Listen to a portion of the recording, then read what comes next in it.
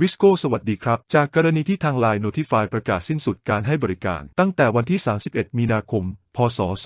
2568 เป็นต้นไปส่งผลให้อุปกรณ์ AL100 จะใช้งานในส่วนของส่งข้อความไปยัง LINE Notify ไม่ได้ทางบริษัทได้พัฒนาให้ AL100 ส่งข้อความแจ้งเตือนไปยัง LINE โดยอาศัย LINE Messaging API ตามที่ทาง LINE Notify ได้แจ้งไว้และสามารถส่งข้อความแจ้งเตือนไปยัง Telegram ได้อีกด้วยผู้ใช้งานที่สั่งซื้อสินค้าก่อนวันที่ 6 มกราคมพ.ศ.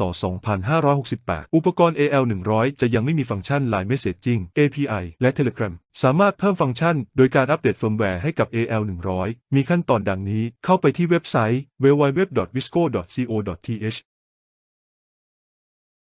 ที่เมนู Support เลือก FAQ คลิกเลือกหัวข้อเพิ่มฟังก์ชัน LINE Messaging API และ Telegram ดาวน์โหลดเฟิร์มแวร์ได้จากลิงก์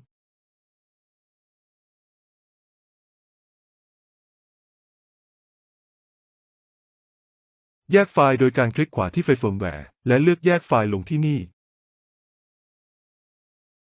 เข้าหน้าอัปเดตเฟิร์มแวร์โดยอาศัยโปรแกรมเว็บเบราว์เซอร์ต่าง